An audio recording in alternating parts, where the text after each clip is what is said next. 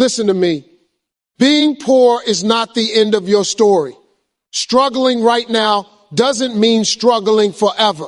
Poverty is a condition, not a destiny.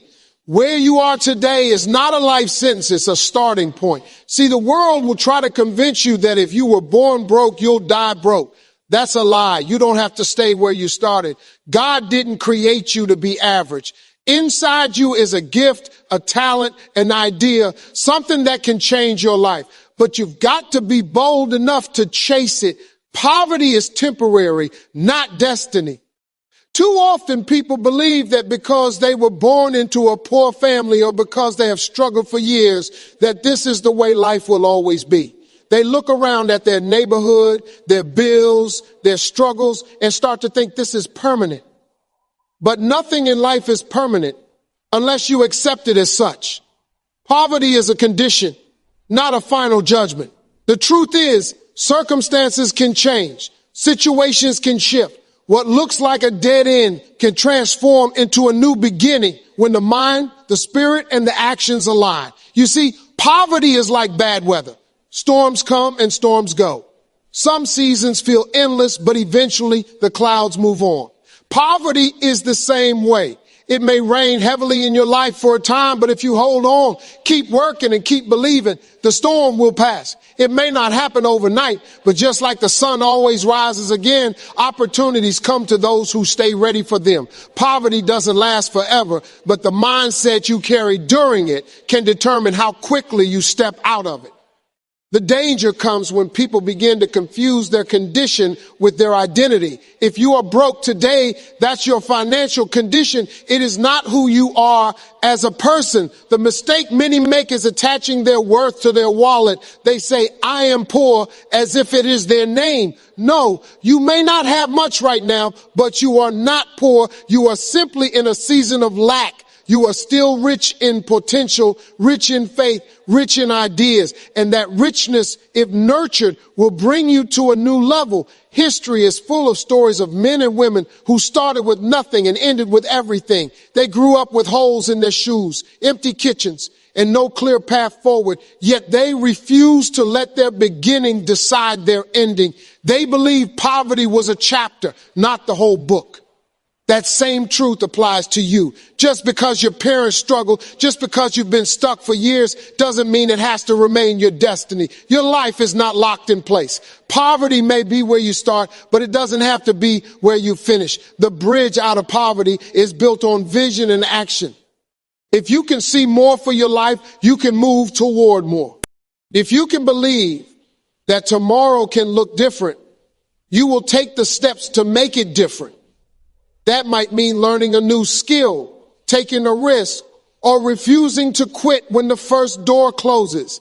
It might mean grinding harder, sacrificing longer, or saying no to temporary pleasures so you can create lasting change.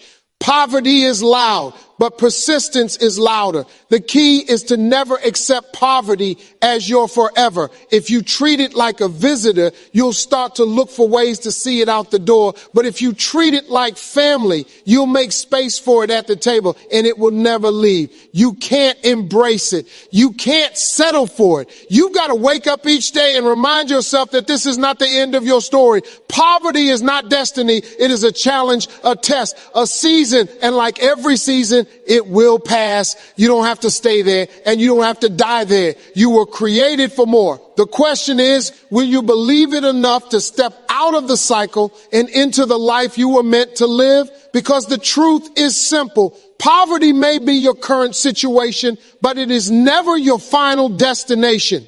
You have a God-given gift.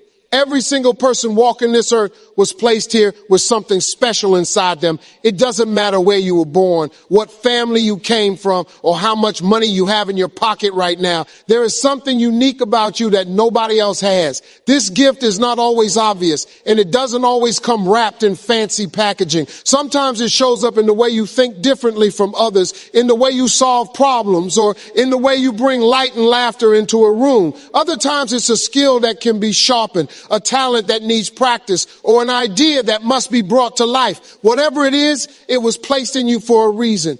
The world tries to convince people that gifts only belong to the talented few, the celebrities, the athletes, the people on television. That's not true.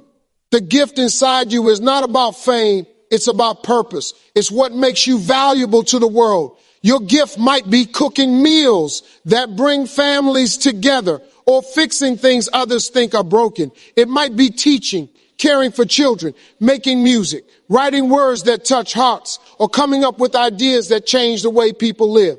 It doesn't matter if it looks small to the world. What matters is that it is yours, and no one can do it exactly the way you can. Too many people spend their lives ignoring their gift because it doesn't look like someone else's.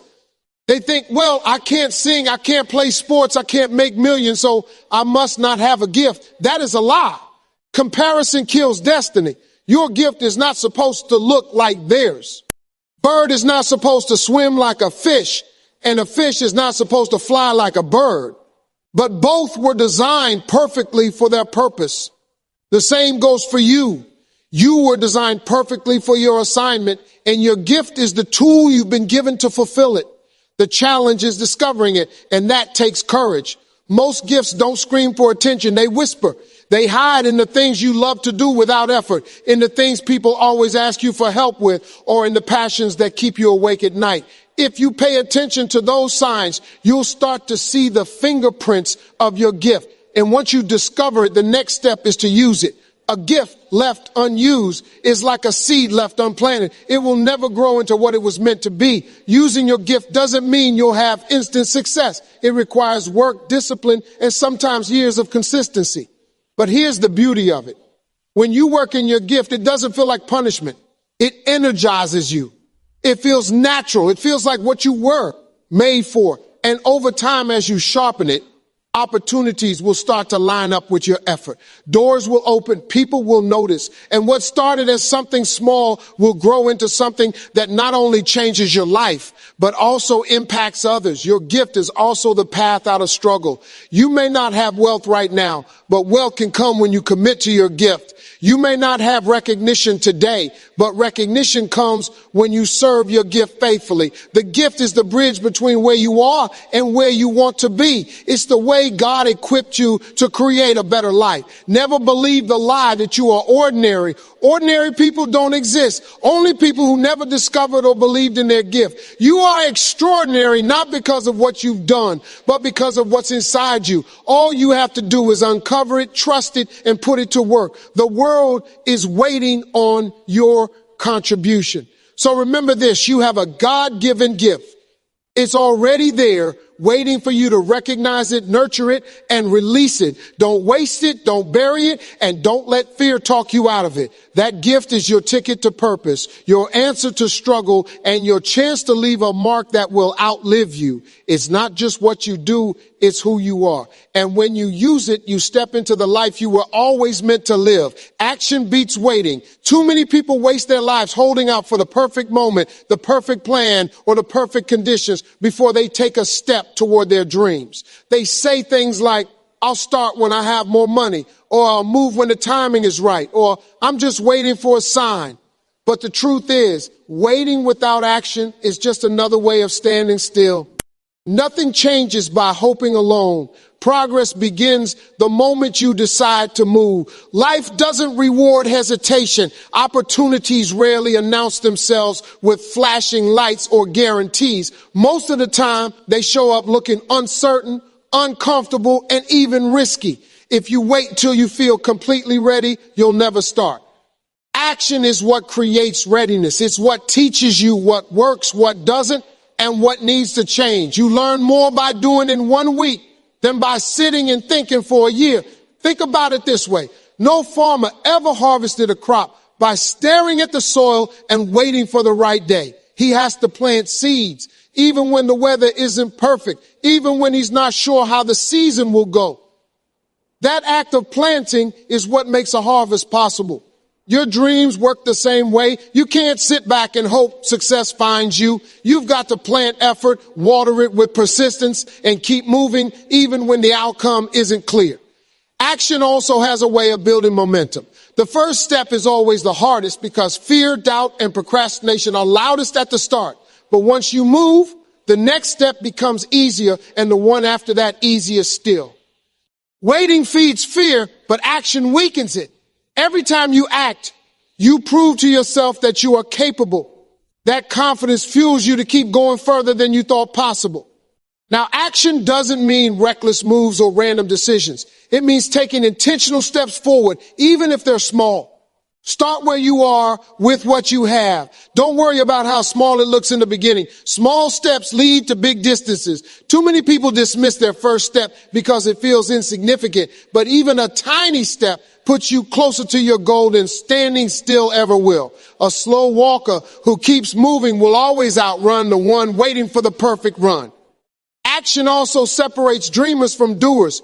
Everyone has ideas, but ideas without execution are just wishes. The marketplace doesn't pay for potential, it pays for results. That means your vision must leave your mind and enter the real world through action. Write that book, launch that business, apply for that job, learn that skill, knock on that door. You'll never know what's possible until you take a swing. Failure isn't the enemy. Inaction is. At least failure teaches you something and prepares you for the next attempt. Inaction teaches you nothing and leaves you exactly where you started.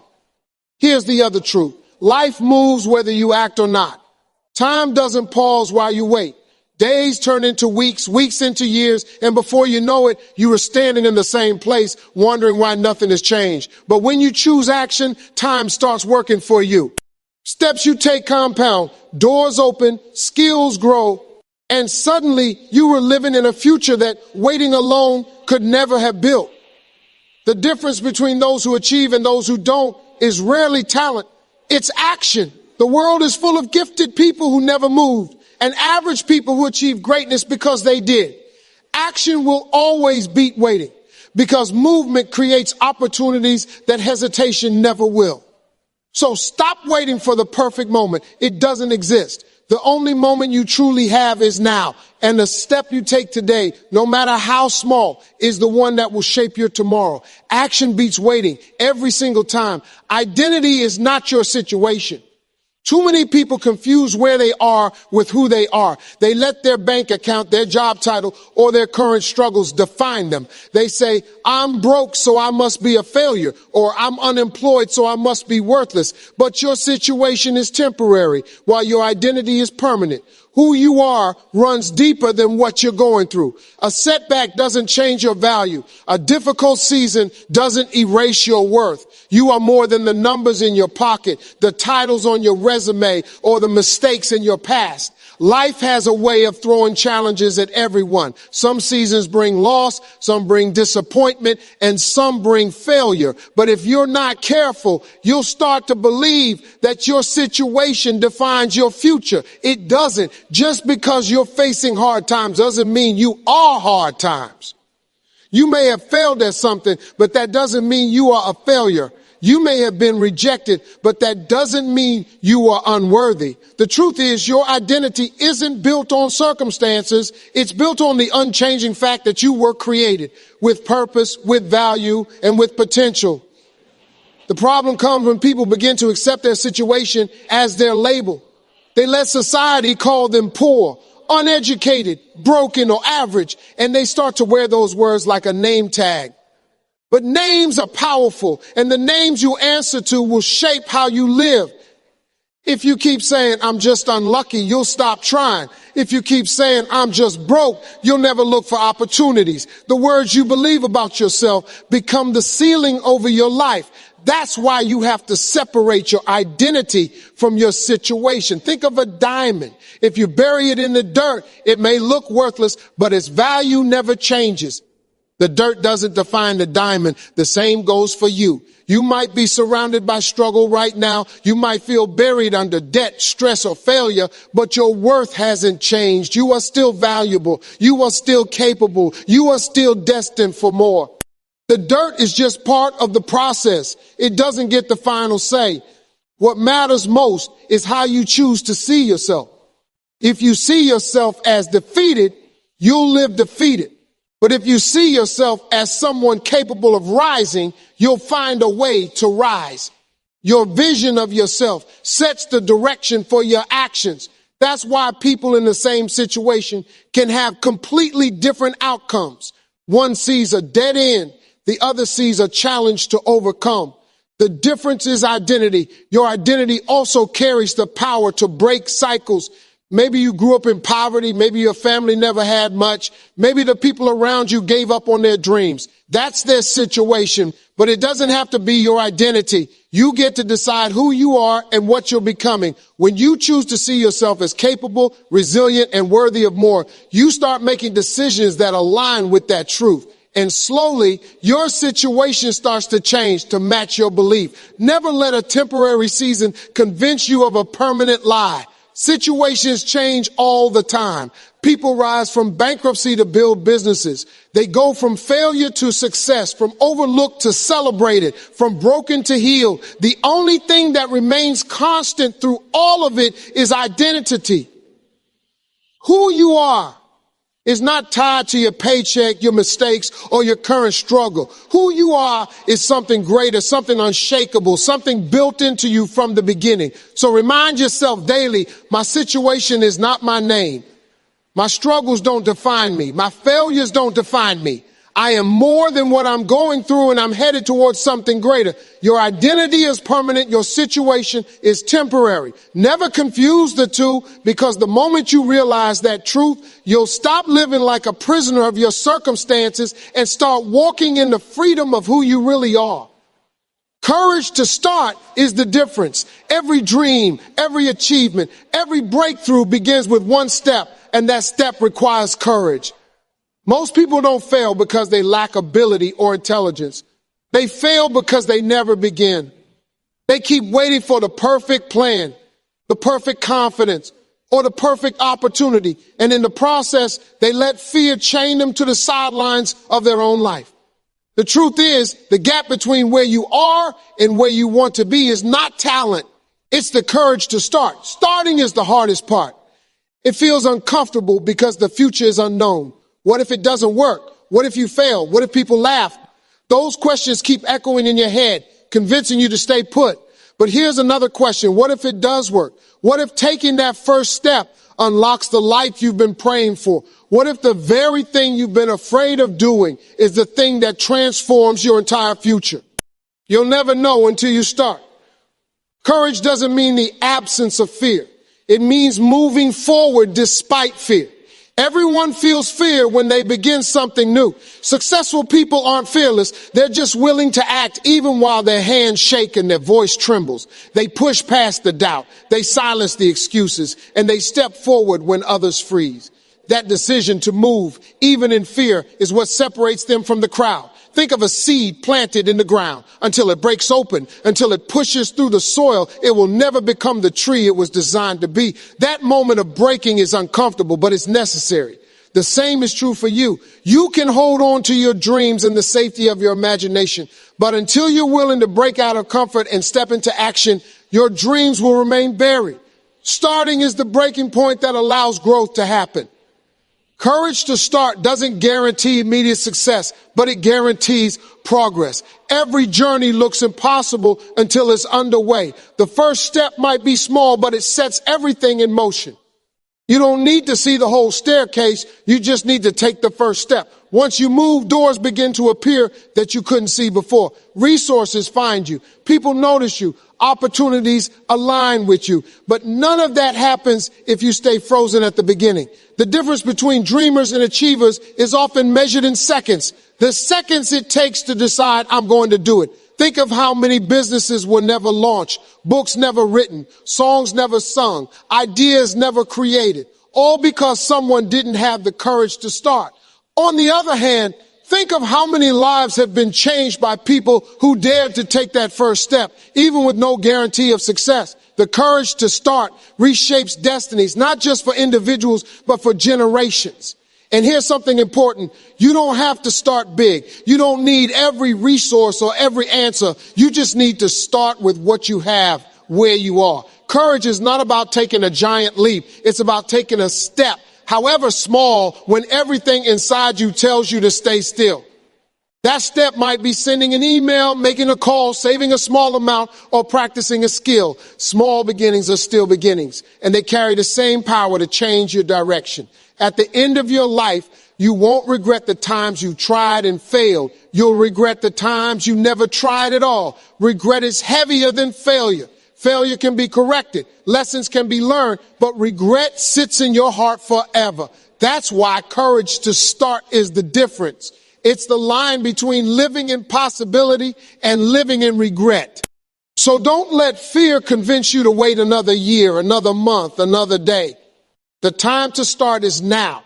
Take the step, make the move, speak the idea, chase the dream. Courage won't eliminate fear, but it will put you on the path to everything you've been waiting for. Remember, success doesn't belong to the fearless. It belongs to those who start.